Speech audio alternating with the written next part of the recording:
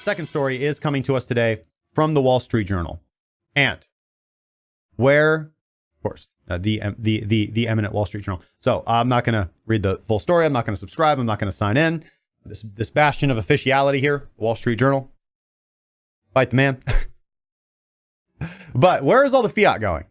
Where is all the fiat going? So last week, it was reported that something strange was going on around the same time that we were talking about the Fed propping up the overnight repo markets with injections of billions of dollars for liquidity into the repo market. Meltdown that we've been covering for quite a while that I don't hear anybody else talking about, and how concerning this is to the overall economy, because this is exactly how the 2008 financial crisis kicked off in the first place. It was defaulting commercial banks, investment banks.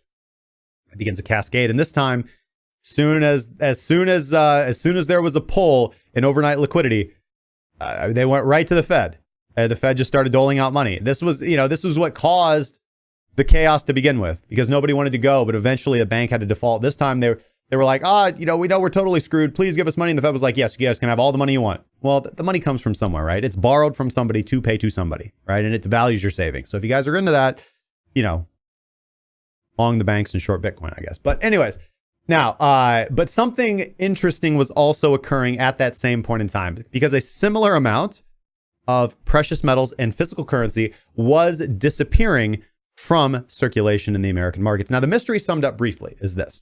While the Fed prints new money into circulation, there does seem to be currency that is completely disappearing off the face of the earth, and nobody knows where or why.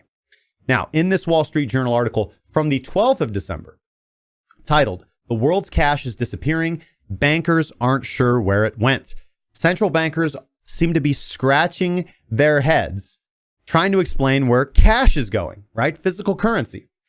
Now, quote, "The Swiss might be hiding it. The Germans are probably hoarding." Now, a few days later, Fox Business picked up on the story when they reported that as much as $1.5 trillion of the world's physical cash, with $100 bills making up the vast majority, are reportedly unaccounted for in world circulation. Unaccounted for.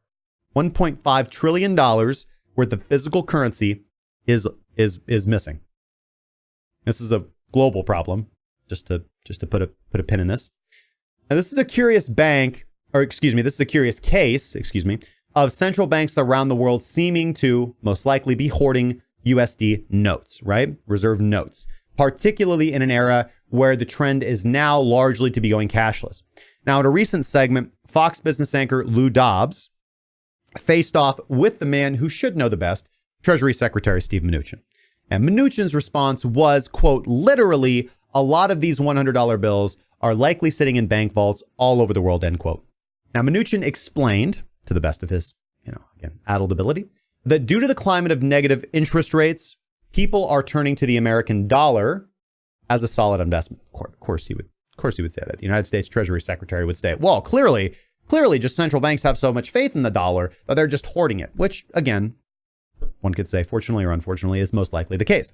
Now, although this does not directly address where the notes are going or why they are being hoarded, it would seem that there is a growing appetite for physical assets, for physical currency, and even gold around the world from central banks, suggesting that the currently artificially inflated markets are at a tipping point, and insiders are now quietly cashing out. That's my thought. That's my thought. And this is really ironic with this trend to go cashless, with this trend of governments around the world beginning to impose digital alternatives, embrace digital alternatives, while they themselves are hoarding cash like it's going out of style. Conspiracy theorists nuts, go wild. Go. Now, some would argue that the cash is being quietly stashed away by those anticipating central banks around the world to do everything in their power to reduce the amount of physical currency in circulation and replace it with an easily trackable digital alternative. This is the other, of course, big alternative, that this is merely a preparation plan of removing physical currency from circulation as quickly as possible to force individuals to use centralized, fully controlled, fully categorized central bank digital assets, right? Which I've been saying this for a long time. I've been saying that this is going to happen for a long time. Hoard your physical assets, guys. Hoard your physical assets because the central banks are going to be taking them quicker than you think. Now, there is an interesting Zero Hedge article that we referenced, and it came out back in August, that there are now more $100 bills in circulation than $1 bills, according to data from the Federal Reserve, which found that there are more 100s than any other denomination of U.S. currency. The bank estimated that 80% of all $100 bills last year were actually in circulation in foreign countries outside of the United States, and explained that residents in other countries, particularly those with unstable financial systems, are utilizing the notes as safe havens because they do not trust their own sovereign currency in their country. The German central bank, for example, has recently estimated that more than 150 billion euros are being hoarded in Germany. This has led the European Central Bank and others to ask the public for help. Everyone says that they are not hoarding cash, but the money is clearly somewhere, said a representative or the head of the issuance and circulation section in the European Central Bank's currency management division. The New Zealand Central Bank is reporting a similar phenomenon of money disappearing. In 2017, an estimated 1/3 of New Zealand's new banknotes headed overseas in 2017, and the bank could only identify the whereabouts of around 25% of all that cash. The rest, or that 75%, has disappeared.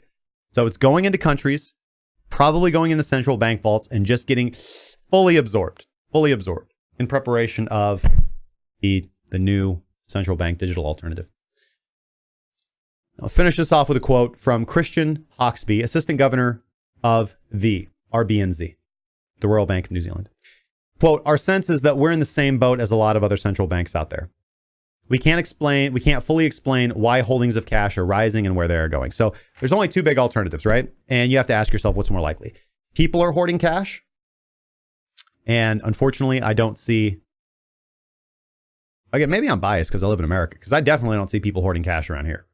I see people just chomping at the bit for a federal digital dollar. It's all about convenience over here, not security. Or everything that these central banks are saying is not true for the most part, and that central banks are doing the majority of hoarding cash in preparation for a big rollout of digital currency offered by the central bank. And they are trying very, very hard to drag Bitcoin in. And again, you have many arguing that this is good for Bitcoin, that this will make number go up. But I just want to point you guys to exactly what we all know about the precious metals markets and suppression of the price, manipulation of the price, either through futures markets or dumping precious metals into the market to suppress spot activity. This is exactly what's now occurring with Bitcoin. Kind of the difference, though, is that gold is difficult to move, transact, kind of step outside of that financial control. Bitcoin is relatively lightweight, I'm told. Not very heavy to carry around your private keys.